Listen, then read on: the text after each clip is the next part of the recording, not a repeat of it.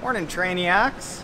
That was a 3,100 meter swim, and for those of you that chimed in and said stop your watch in between big chunks of the set so that it's not counting laps while we're treading water, hearing what the set is, it worked. Thank you. So last week I was chatting with the people at Finis, do all the swim gadgets, and they sent me out a little care package of stuff because for the last little while, like a chump, I've been using these while everyone else in the swim lane has been using these. By now you probably know how much of a conformist I am to everyone else's expectations. But they sent me out a care package, so I tried these. I got these. They also included these, and I've had these for a while. Let's compare them all today. Here's a real stud walking up. Attractive man coming into the frame here. Where's the weight room? Oh yeah. All right, Trainiacs, so we have got 4 different types of paddles and 4 different purposes, experiences, and difficulties. Let's go one by one right now in no particular order.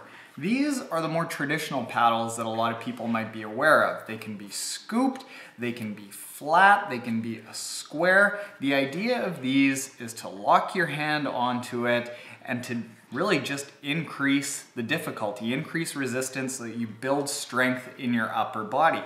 Do I like these? Meh. In moderation. I find that because these have so much resistance, sure, they build upper body strength, but they are so resistant that essentially you end up getting a stationary spot there, and this elbow ends up coming up and it kind of pulls your shoulder forward as you push back. So I find that I've got to be really careful with these, maybe doing a grand total of 400 meters over the course of a swim before I got to put them away because my shoulders start getting twingy. Do I like them? Not bad. Do I use them a lot? Not really. These have been my go-to paddles for a long time. The reason for that is because they do a lot of work on your technique. You end up just putting one finger in, and because the paddle is kind of loose, it forces you to enter in straight, and if you're entering in off to the side, this keel on the bottom is gonna go whoop, whoop, whoop, whoop, whoop. So it's gonna force you to have a nice straight entry and not be like this. Do I like this? It's not bad. It doesn't provide a ton of resistance, so it's not developing a lot of upper body strength, but I've never had an issue with this as far as injuries go. The one thing that I don't like about it is that it is a little bit unstable. Like the feeling of it is kind of like this, that it's not quite right. But that said, this has been my go-to for a while. This one. Just used it for the first time today. The purpose of this paddle is to work on what I am terrible at, and that is getting a nice bent 90-degree elbow, an early vertical forearm so that you get all of this surface area here pushing back for you. It does what it says it's supposed to do. For the last couple months, I've actually wondered if my biomechanics and my shoulder flexibility actually did have the ability to get that early vertical forearm and push back.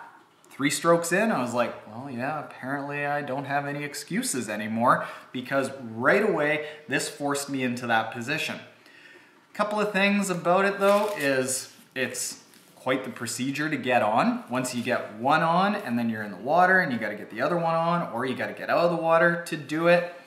It's not super duper easy. It also, of everything, feels the least realistic because there's just so much here that is throwing you off of what feels like a natural stroke. So it seems to, I guess in my mind, be good for really just reminding myself that I do have the ability to get that nice early vertical forearm and that 90-degree bent elbow.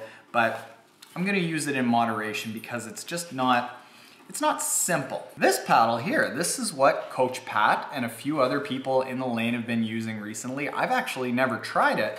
All you do is you just put your thumb in, the rest of it dangles out, and I'm sold. I am totally game for this. Of everything, This is the nicest balance of providing a little bit of resistance without making it so much that it's putting pressure on my shoulder. It provides that nice feel at the front where I can feel the catch, but it's not unstable like this, and it's so focused on technique that I'm basically putting myself into just doing a technique set. I can swim, like I can just go and have a good swim with the help of a little bit of technique work, but not being forced to do only technique work with that.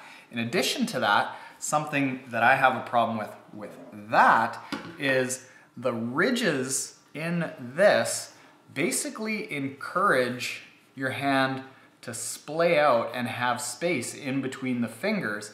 And when you do that, your fingers are acting like a fork. What's gonna be a little bit more stable in the water, a fork or a spoon? You want your hand to be more like a spoon, and because of that nice little curve, it keeps your fingers together and keeps that thumb nice and close, so it develops better hand position.